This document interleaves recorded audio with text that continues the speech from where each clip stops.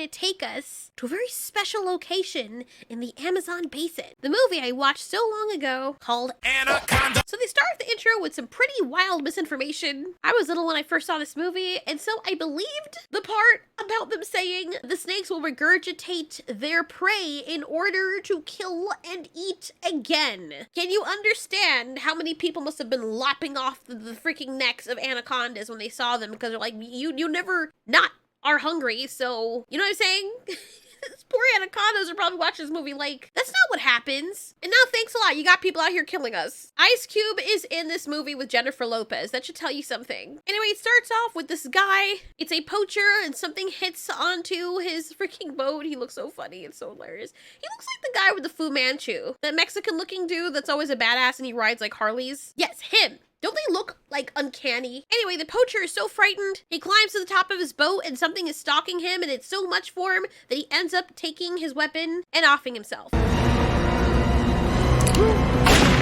I mean, whatever it's about to kill him is probably worse than that. What if it was a prank? Anyway, we see Jennifer Lopez, and the whole idea is that she's supposed to be filming with her crew some documentary about an elusive Amazonian tribe. She teams up with an old flame. She's always staring at him with longing eyes. Her friend Ice Cube is going to be on the camera, and the guy on the right, named Mateo, he looks like Jake Hagar for some reason. Jack and Hagar. The guy from freaking Game of Thrones with many faces or no faces or whatever. He really does look like him. There's not a lot of people that look like him, but he does. We've got Terry and her boyfriend Owen Wilson on the right there. Personal, wow. What is it about the produce section? Surprisingly, he's not that bad in this movie. Well, it kind of is, but what do you want? It's Owen Wilson, the guy whose mouth is in the shape of a hose. After there's a storm, they hear somebody calling for help. They go to rescue this guy, and that's when they meet a Patagonian snake hunter named Paul Cerrone. He's very creepy and uncomfortable, but he is a good hunter. And it's the Amazon, so there's a lot of meat around. Bring that fat ass in my mouth. The British guy's like the best part about the movie. After J-Lo's old flame gets done talking about fireflies and how much they want to bone each other, something stalks something else in the jungle. An anaconda. And this poor panther apparently notices it's there and decides not to move, because it's exactly how panthers act. Paul is like, I can help you find those Amazonian people. J-Lo's boyfriend here, constantly clashing heads with this guy. And the next day, the boat gets stuck in its own rope. So someone has to go down there and cut the rope loose so that the boat can continue free-flowing. And of course, Sion's like, okay, you can get it. And the old flame boyfriend decides to go in there. However, while he's cutting it loose, the others on the boat wait patiently for him to finish. And while they're doing that, Denise, or J-Lo, because let's be honest, finds the guy strangely looking at her. Ew! Dude! What the fuck? And this is where things get crazy. Denise's boyfriend is taking a while to get up. He's still below the boat, and that's because he's choking to death. Yes, choking. He holds his throat and he is losing his shit. The others realize he's in danger, so Ice Cube jumps in along with Owen Wilson to save him. Jack and Hagar opens his mouth and finds out there's a very venomous wasp in his throat. So the Paraguay hunter guy, who no one likes, decides to cut his throat open so he can breathe and saves his life. It cannot be comfortable while someone is suffering like this. I don't know if they have medicine on hand for infections, but that would suck, because the more hot and humid and sweaty it is the more prone you are to infections. Apparently, he wanted to take a certain section through the river, and so having to get Denise's boyfriend to the hospital will be most beneficial if they take his way. Nothing fishy about that, right? Boobs, okay? They come upon an area that's blocked off. Luckily, the hunter guy's like, I got dynamite though. Turns out that his plan all along is to specifically go through this area so he can continue tracking down a green anaconda. A whole bunch of snakes land everywhere, and everyone's terrified. They're apparently baby anacondas. I understand why the British guy is scared, because this is not, he's not in his element. If something is grabbing onto your finger, instead of crying for everybody to come and save you, why don't you grab it by its freaking neck and squeeze the shit out of it? That would help, instead of just standing there so the animatronic can do its thing. So it's obvious it is one. Later, they find the wreckage of another poacher's boat, and of course, they decide to search it. There's a newspaper pinned up, and it shows that the poacher is the guy that we saw in the beginning. He, Mateo, and this guy were all working together to hunt snakes and a whole bunch of other animals that they were poaching illegally. While they're leaving the boat, Mateo slips, and the anaconda finds him and kills him. Ice Cube was like, I don't know, Mateo was right behind me, dude. Can't even call for help because he's dead. Get in my belly! So Denise is like, look, we're not going anywhere. Mateo's out there, and all of you would want someone to look out for you. So they wait until morning, because I guess Mateo just decided to have a vacation, right? Ice Cube goes back to find him, but he's not there. All that he ends up finding is his flashlight. Cerrone is like, look, dudes, it is what it is. We're doing this. And it's on the way to your hospital anyway. So if you help me find the snake, I mean, it's like $1 million just to catch one of these things alive, you know what I mean? But I also happen to know where those Amazonian people are, so it's a win-win-win situation. The British guy's freaking out, and it's morning time and Mateo's not shown up, so they move on. Meanwhile, JLo's boyfriend's doing fine, sort of. Poacher gets Monkey as bait, and now Owen Wilson is on Cerrone's side because he's like, yeah, so I talked to him, and like, we can make like a ton of money though. Let's film Cerrone capturing a big snake. Have you lost your mind? No, I haven't lost my mind. If anything, I'm completely lucid right now. I think it's you guys who need to open up your eyes. He seriously sounds like a pick-me. He's like, this man right here will protect us because he's our zaddy, you know what I mean? So Ice Cube has enough, and he's like, okay, now you guys are going into rescuing a gigantic snake. We're supposed to be helping Kale here. Something wrong with that problem. You know what I'm saying? Like, our friend is dying. He needs medical attention, and now all of a sudden we're on some grand adventure to go capture some freaking snake? I'm about to throw both of y'all son of bitches in the river myself. Oh no, shit just got real, and he realizes he almost got popped. Now that we know the bad guy's out of the bag, and now everyone's going to comply. Later that night, they end up catching the Anaconda, and this thing is not so happy.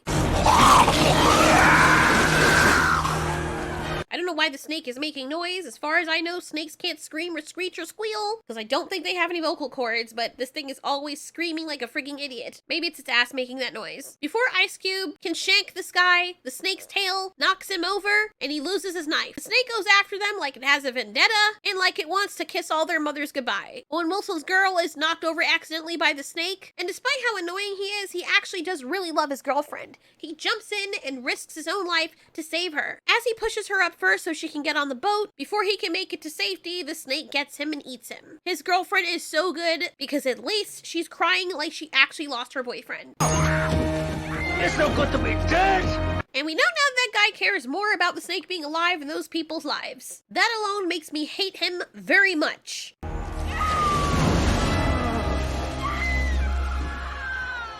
Poor girl. Can you imagine watching your loved one not only be squeezed to death and his bones crunching by an awful monster like that, but also drowning in the process, unable to even take a breath, and his last action that he did was saving your life? Oh my god, I feel really, really bad for her. Like, that must be so sad for that to happen. But why in blazes are you sitting right next to the edge where the snake got you previously? The snake actually went on the entire boat. Do you think I would be out there on the edge?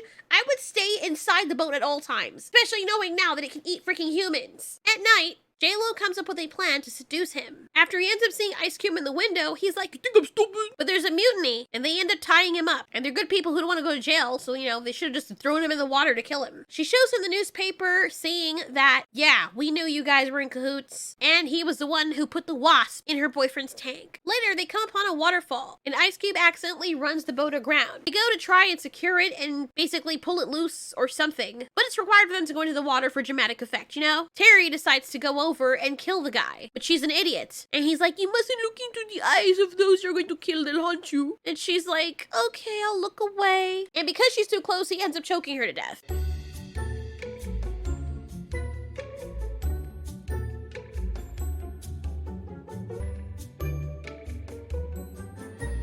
The group soon finds out that the Anaconda is upon them again, so they quickly head back to the boat. Unfortunately, the British guy's like, yeah, I have no choice. He runs up to the waterfall. Meanwhile, Cerrone uses the distraction to cut himself loose. And nobody knows how to use the gun. You know how many times she holds up the gun to him? Her friend is not even in the way, and she doesn't take the shot. This guy has been proven to put people's lives last for the sake of that freaking snake. And you hold the gun up and you choose not to use it. Clearly, she doesn't have any gun training. Because number one thing they say is do not pull it out unless you intend to take a shot. And if you're in a situation where you feel as though you absolutely need to pull it on someone, it must be a situation required for you to take the shot immediately. And she doesn't. Right. So So look again, while Ice Cube is fighting him, she gets the gun again and doesn't take the shot. Dude, it takes a second for you to put your finger on the trigger and pull. What does the matter with you? Meanwhile, the Anaconda stalks the British guy, and when it goes into the waterfall, he's like, I'm gonna jump. I will never forget this scene because the poor guy had no chance. I mean, the snake is so fast that even though gravity is pulling him away, it's able to shoot out and catch him. Just so much chaos is ensuing that it's freaking hilarious. Kale hears all of this and he realizes his girlfriend needs help. Ice Cube is caught by the snake. Denise ends up saving him. And even though it's shot in the head, it takes forever to die. While he's about to kill the friend, somebody hits him in the back of the head. It's the boyfriend and he squeezes his wound on his neck, which is very painful and I hate that scene. They knock the guy out and he falls into the water. Good. They need fuel for the boat, minus Cerrone. By the way, he was stabbed by a tranquilizer, so that's how he was able to be overcome. But as luck would have it, as they're trying to get fuel, Cerrone comes out from nowhere and manages to knock out both of them at the same time. Because I guess he's just that freaking badass or something. He ties them up to use them as bait along with the monkey blood. Then he pours the monkey blood all over them to wake them up. The snake comes down and wraps up the two friends who are trying to get away. But Cerrone is like, haha, Tarzan. Snake is really angry and seems to be intelligent enough to go after him, completely understanding that he's the one who was trying to capture him. So he's like, all right, since you're like this, I'll eat you instead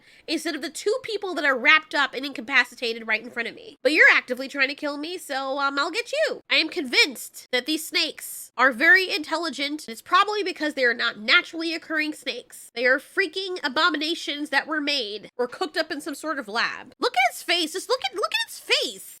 Anaconda! It's also clear that's a different snake because this one has more red markings and the other one was more green. So refreshing to see this guy's jaw popping out, and it has to slowly eat them because it's taking its freaking slow motion time doing it. And while it's eating him, just like the intro says, it hears the others getting away and it's like, whoopsie daisy, nope, I don't want you to leave, even though I ate a meal that's almost as big as I am. Denise comes upon a nest full of what are supposed to be baby anacondas. By the way, sorry if I called her Denise from before. I think the other girl was Denise. Terry is her name. Like I said, it doesn't really matter. Finding the nest, the anaconda is not happy that she is interrupting her baby's sleep time. This guy's still alive. So Terry and Danny have a plan. She climbs up to a tower while Danny holds it still and turns over the fuel. Just like with every monster movie, you know darn well what has to happen. They gotta blow it up because that's always the course of action they take with these. Always. So they blow it up or chop its head off. Because what's a dumb movie without explosions, right? Danny manages to escape the tower, locking the snake in. And when she's too afraid to jump, the explosion sends her flying away, which should have killed her because right under her, this was the view of what that looked like. So I don't understand how all of a sudden it went from this being directly under her to her falling right beside it and somehow landing in the water. How? The snake is on fire. I don't know why that's funny. This movie's so dumb. Oh my god. While it's on fire, it refuses to die. And it refuses to put itself under the water. And then while they think they're safe, it comes back. And then Danny chops it in the head. And then its echo, the scream echoes. And it sounds like it's a freaking machine.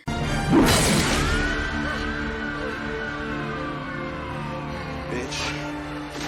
Such a stupid scene, it makes me mad. Oh my god. Stupid, stupid, stupid. Stupid, stupid, stupid. Good grief. Anyway, they're safe now. And they're gonna actually get help for the boyfriend. And he's well enough now so that he can come out and see the elusive Amazonian people they always wanted to see. Because I guess these people are like mythical creatures or something. And they're like, look at them in their natural element. I guess. Whatever. This movie was strange. I mean, I watched it a long time ago. And the one thing I did take away from it from all those years was how good the practical effects were. I mean, they weren't as great as the Jurassic Park ones, but it was pretty decent. And then apparently they had like different movies that came after that one and they were ass with ice cream inside of it. Wait. Anyway, wasn't the best, but it's definitely better than all the other sequels if you want to call them that. Thanks so much for watching. This has been Ultiori. You ask, we answer.